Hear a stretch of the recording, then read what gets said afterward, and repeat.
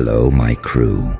The one who got called crazy so many times you started to believe it. Come here, lean in for a second, let's talk. Because today, something shifted in your universe. Someone finally picked up the puzzle pieces everyone kept stomping on, and they put them together. Proof, receipts, evidence, whatever you want to call it. You weren't crazy, and now they're coming for your justice. You remember how it started, right? You spoke up.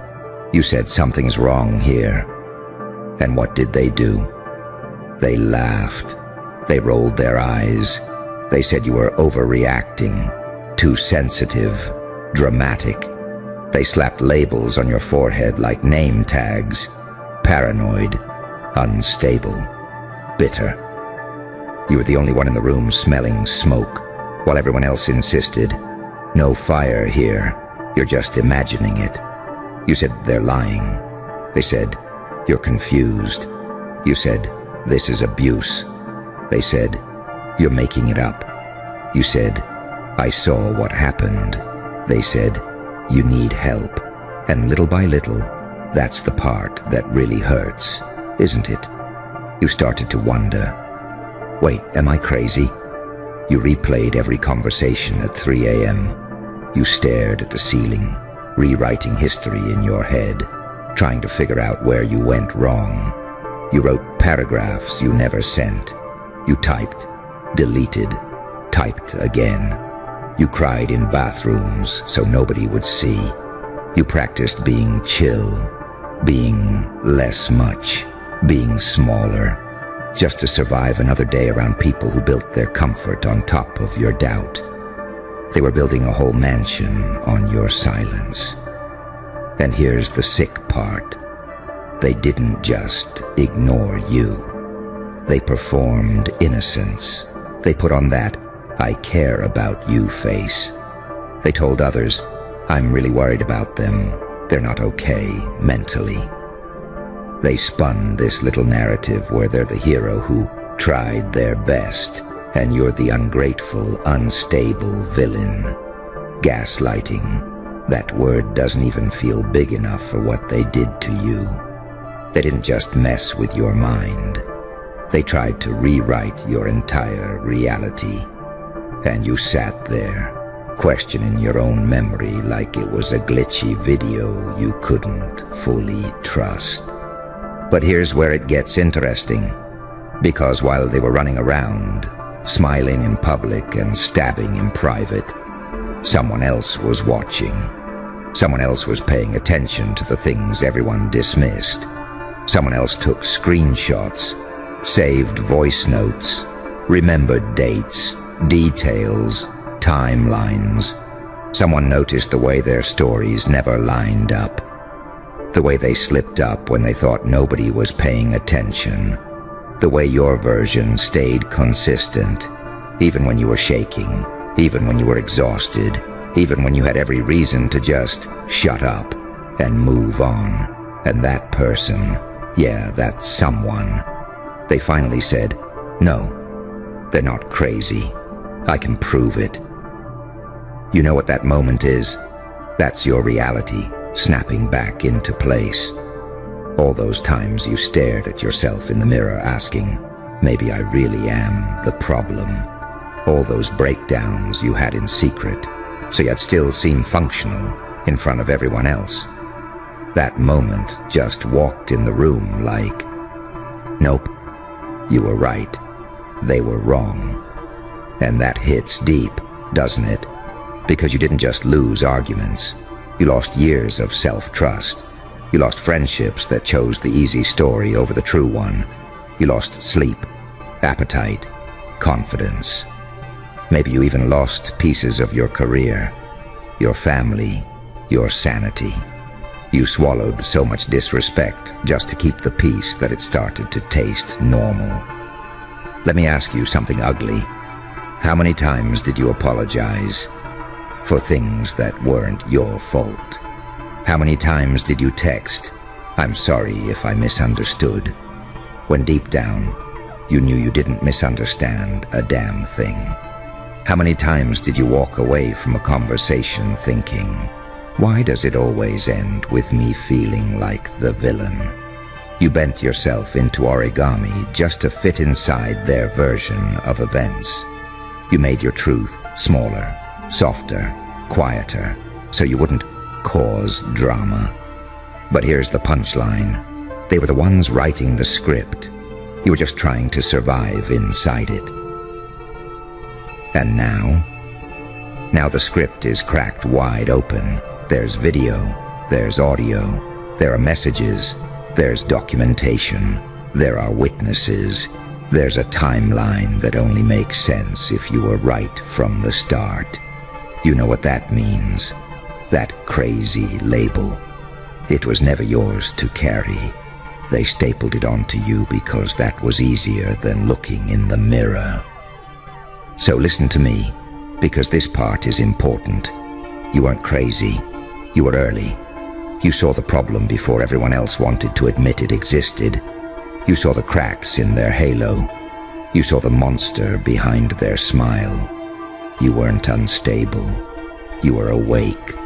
And awake people are dangerous in a world that runs on lies. Now there's someone with evidence. Someone who's not just shrugging and saying, that's messed up. Someone who's saying, I'm willing to go all the way with this. I'm willing to stand next to you. I'm willing to fight. Do you understand how rare that is? Most people see injustice and go, damn, that's crazy. Scroll, swipe, move on. But this one stayed. This one collected proof. This one chose you over convenience. They're not just showing up with words. They're showing up with receipts. And now they're coming for your justice. But here's the twist. Justice isn't just them getting caught. Justice isn't just some legal outcome or public exposure. Justice starts inside you, because for so long, you internalized their version of you. The too much, the overdramatic, the broken one, the unstable one. So even if the whole world suddenly says, wow, you were right, if you don't update that story in your own head, you'll still walk around like the accused.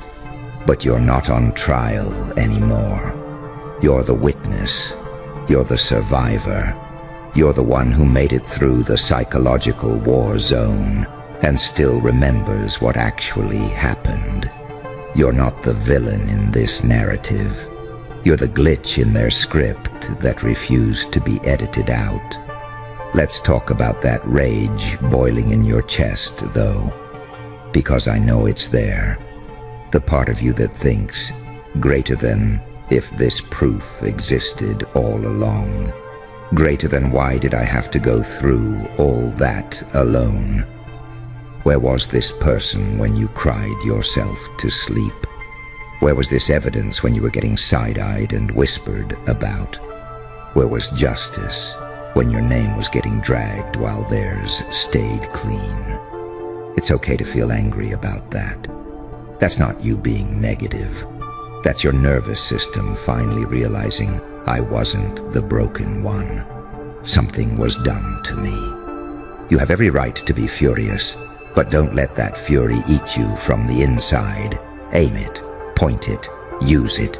That rage, that's energy, and energy can either explode randomly or be focused like a laser.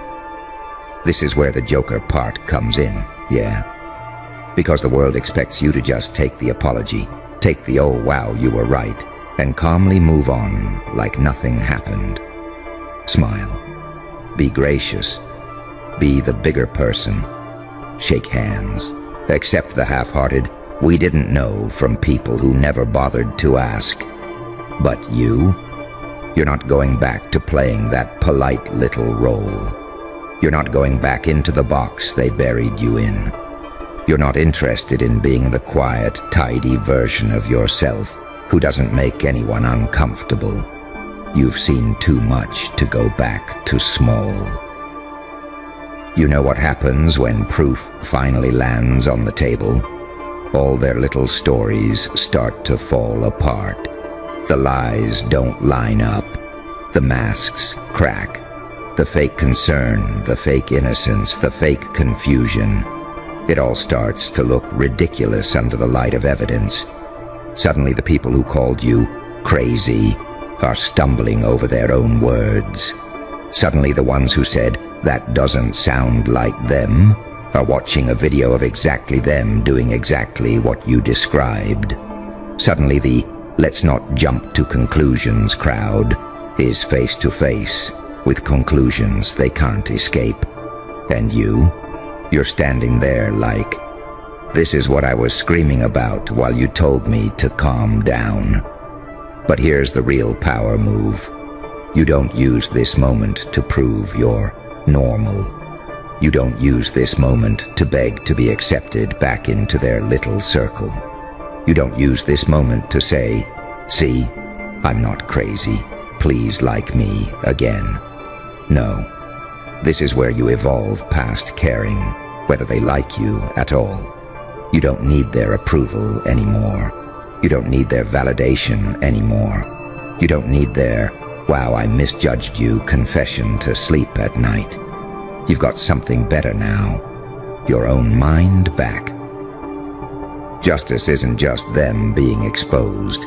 Justice is you refusing to shrink back down. Justice is you saying, greater than, "I will never again apologize for seeing clearly." Justice is you trusting your instincts the next time you smell smoke, even if everyone else is saying, "Relax, it's fine." Justice is you walking away at the first sign of manipulation instead of waiting for the fire to reach your room. Justice is you setting boundaries so high they need a ladder to get near you. And you're not handing out ladders anymore. This someone who's coming with proof, they're important, yeah, but don't get it twisted. They're not the hero of your story. You are. Because they saw something, but you lived it. They collected evidence, but you survived the war zone that created it. They're brave for stepping up now. But you were brave when nothing and no one had your back. Don't erase your own courage just because you're finally being believed. You weren't weak all this time. You were strong enough to hold on to your truth in a world that insisted it didn't exist. That's not weakness. That's spine of steel type strength. And look, I know part of you wants revenge. Not just justice, revenge. You want them to lose what you lost. You want them to feel what you felt. You want their world to crack the way yours did. That's human. Don't shame yourself for that, Shadow. You went through hell. It's natural to want the flames to spread. But here's where things get strategic. If you let revenge drive the car, you end up in the same ditch they came from. Because they lied to look powerful. They manipulated to stay in control. They twisted the story to protect their image. You're not here to become them with better evidence. You're here to be different. Let the evidence do what the evidence does. Let the truth burn what it needs to burn. But you focus on building. Building a life where your nervous system isn't constantly braced for impact. Building relationships where being honest doesn't feel dangerous. Building a version of yourself that doesn't flinch every time someone says, "Can we talk?" Think about who you are now compared to who you were before they did all this.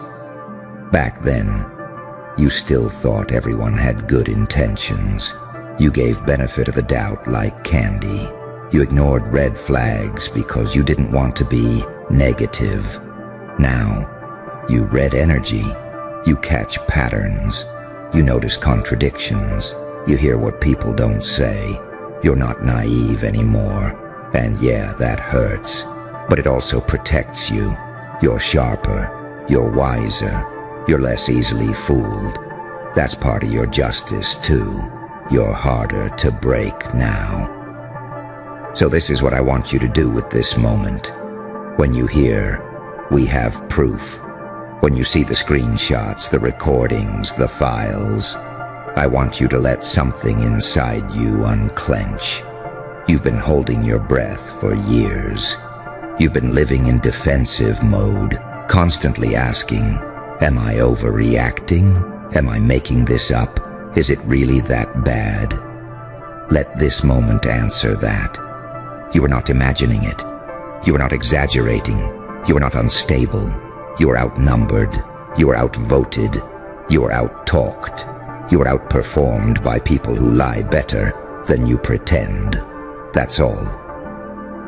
From now on, when your gut speaks, you don't argue with it. You don't gaslight yourself on their behalf. If something feels off, you don't need a full courtroom of witnesses to justify walking away. You've already lived the consequences of ignoring your intuition. You don't need another round. And remember this, someone stepped up for you now because somewhere, deep down, you never fully abandoned yourself. You may have doubted, you may have broken down, you may have gone quiet, but you never completely erased your truth. And that small, stubborn part of you, the one that kept saying, "No, I know what I lived through," that part attracted the person who finally said, "I see it too, I've got your back." That's your spirit refusing to die. That's your mind refusing to be rewritten. You held on long enough for the proof to catch up. So yeah, they're coming for your justice. They're coming with evidence. They're coming with your name cleared. They're coming with everything they need to dismantle the lie that almost destroyed you. But you're coming for something bigger. You're coming for your power, your voice, your self-respect, your peace. You're coming for a life where you don't twist yourself into knots, trying to be believable to people who are committed to misunderstanding you. You're not here to convince anyone anymore. You're here to be, unapologetically, honest, sharp, aware, uncomfortable for liars, a walking reminder that the truth can survive being ignored, denied, mocked, and buried. Because look at you. They tried to make you doubt your own mind. And you're still here.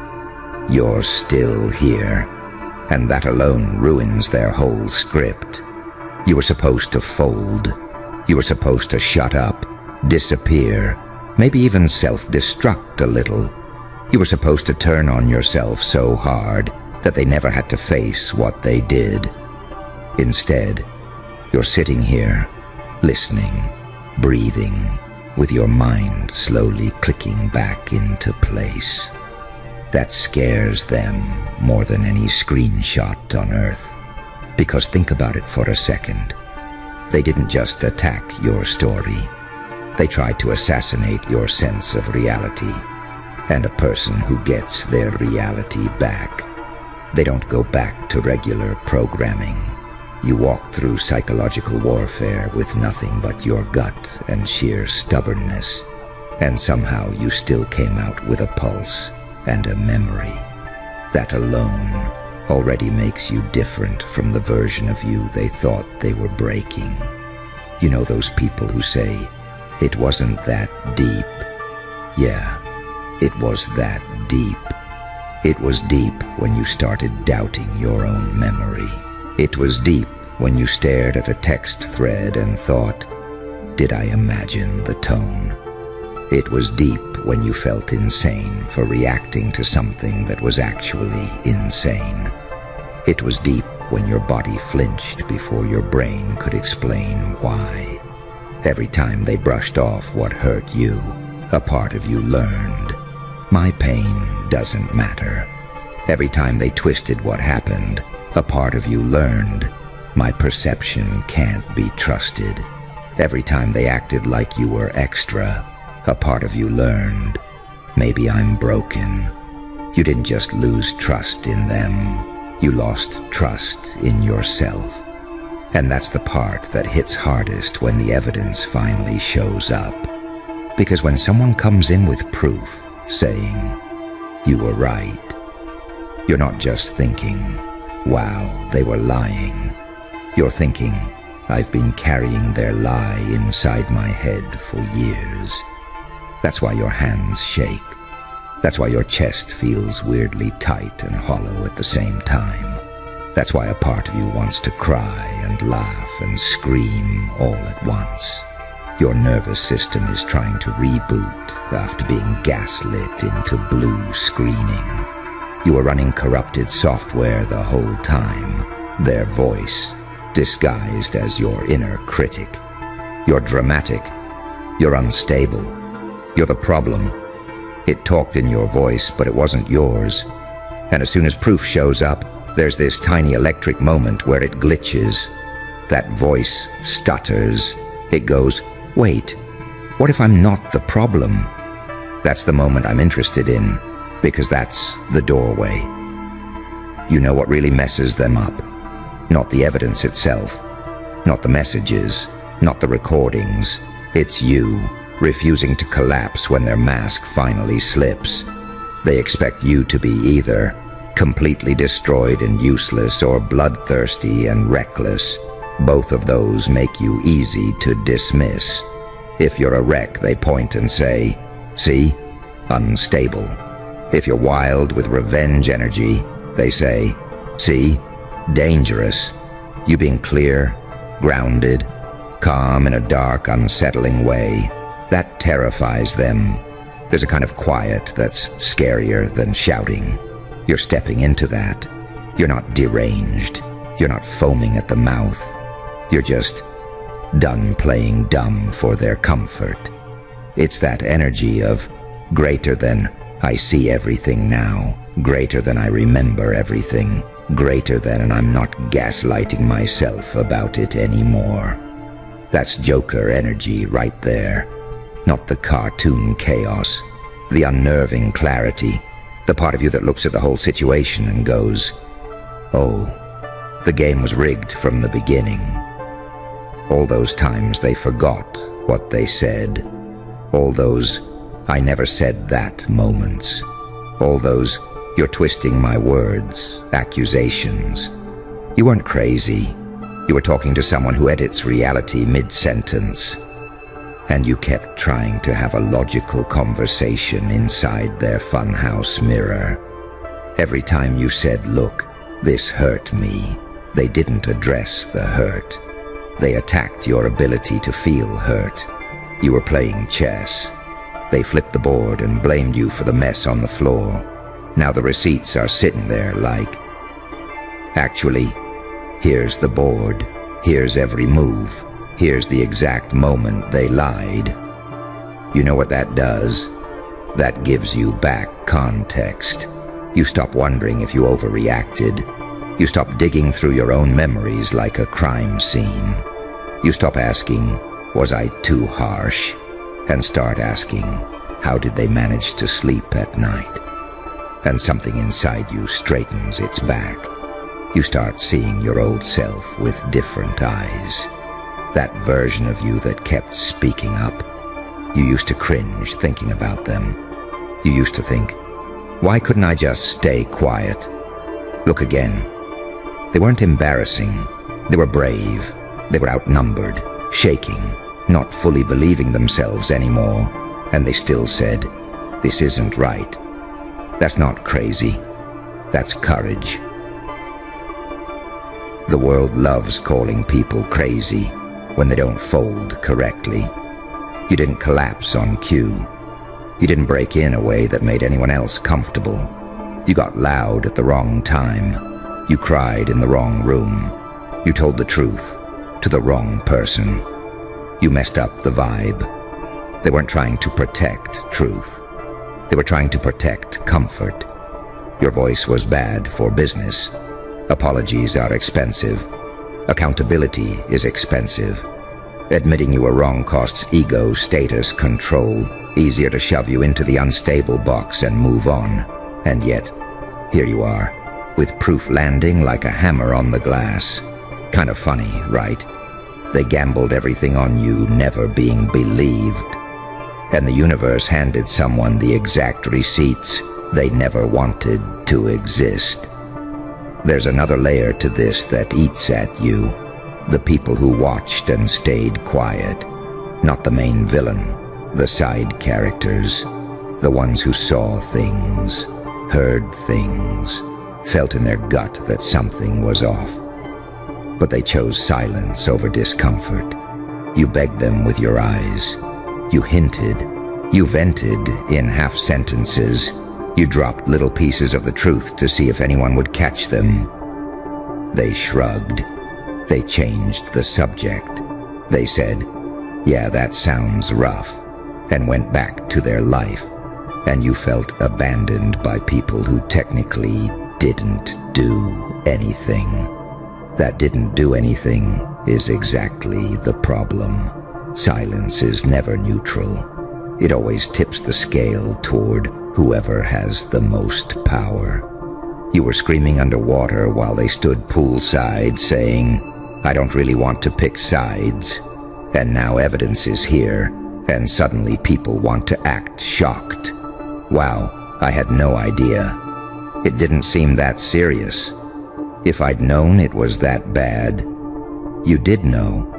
You just didn't want to get your hands dirty. And yeah, that stings. It makes your chest feel weird.